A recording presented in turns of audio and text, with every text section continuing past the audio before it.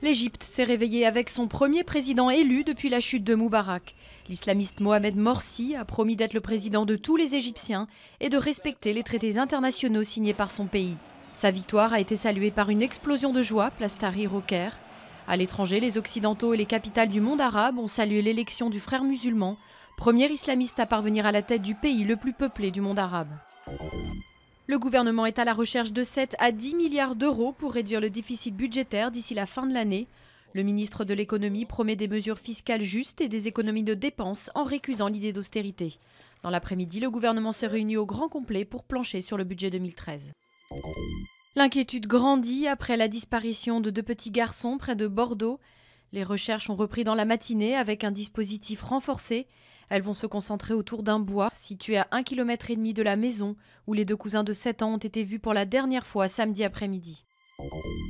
La Grèce aborde une semaine cruciale face à ses créanciers. Mais à peine formé un fragile gouvernement, le pays est privé à la fois de son Premier ministre et de son ministre des Finances, tous deux indisponibles pour raison de santé. Antonis Samaras, opéré de l'œil, ne pourra représenter son pays au sommet européen de jeudi et vendredi. Pour sa part, Vassilis Rapanos, victime d'un malaise, est toujours hospitalisé, alors qu'une mission de la Troïka arrive à Athènes pour renégocier le plan d'austérité. Pas de place pour les faibles, la victoire de l'Italie face à l'Angleterre lors des derniers quarts de finale a confirmé que la loi du plus fort règne dans l'Euro 2012, avec l'Espagne, l'Allemagne, le Portugal et l'Italie comme demi-finalistes haut de gamme. Première confrontation mercredi.